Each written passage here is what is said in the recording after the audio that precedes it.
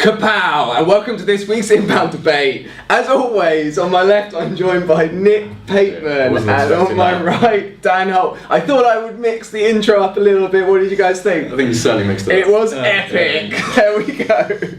Now, this week we are going to be talking about how smaller companies or companies that might not add as much value to the online space can kind of compete. So with this move that Google are having towards more branded searches, it's kind of becoming more difficult for smaller companies with smaller budgets to kind of compete online with these bigger brands, so these legitimate big brands. So what would your advice be, guys, to a company that might be in this situation where they're a little smaller and they're finding it hard to compete? Dan?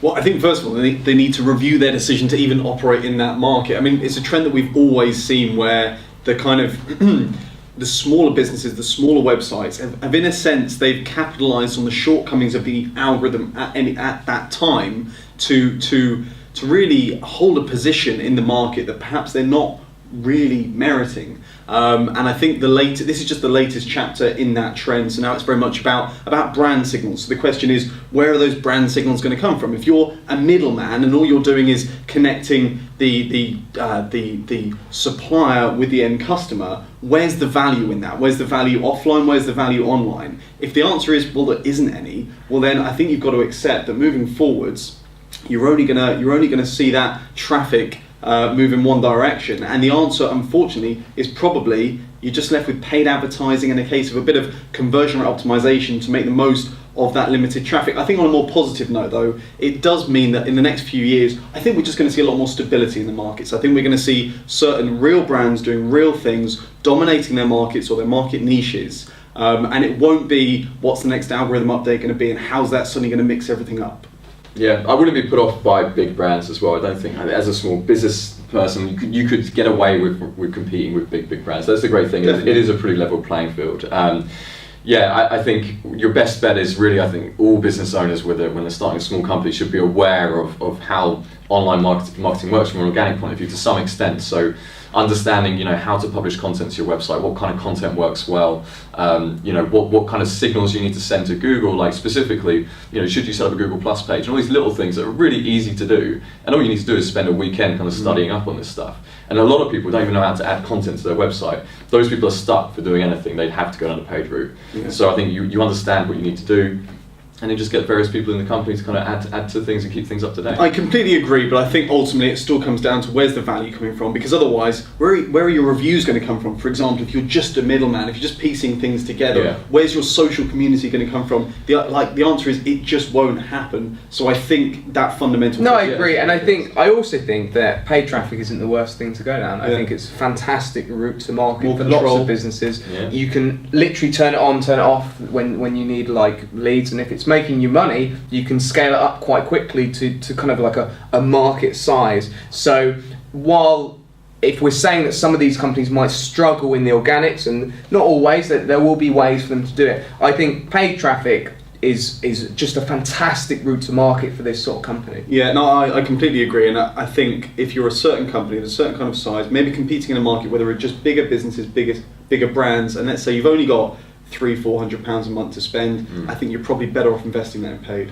Yeah, absolutely. Okay, so on the subject of kind of people struggling to compete and maybe some of these campaigns failing if they've got too small a budget, what is your biggest website fail of all time, Dan? It's been a few.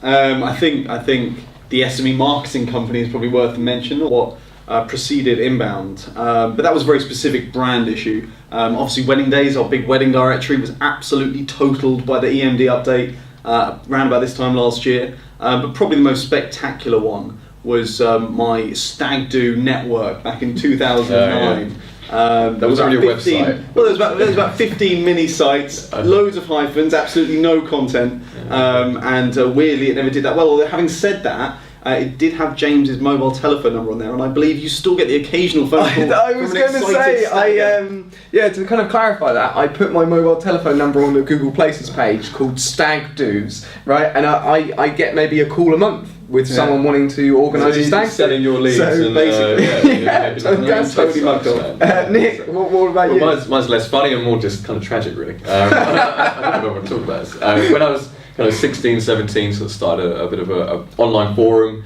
and over the years kind of amalgamated a small amount of revenue equating to around about £800. Decided that with that money I would then reinvest it into the website to develop something quite fantastic and phenomenal, and it was going to be this kind of points-based scoring system that kind of awarded people prizes for posting and commenting on the site. It was a brilliant idea. I outsourced it to someone, kind of gave them a really rubbish brief, and just kind of the whole thing just fell apart from day one. So that was, you know, a pretty solid kind of learning curve. I immediately realised how not to produce a website. I think for me it was, back when I was 16, 17, my business model was, you know, make a website, question mark, Profit. big profit, right? And I was 16, I couldn't drive, and I created a car forum. And I knew nothing about cars, but I created this forum. I posted on it like every day for a month, and no one posted back. And it completely failed. I was posting on that forum. I tried. He tried. You were that guy. Yeah. Well, thank you very much, guys. As always, this has been the Inbound Debate, and we'll see you next week.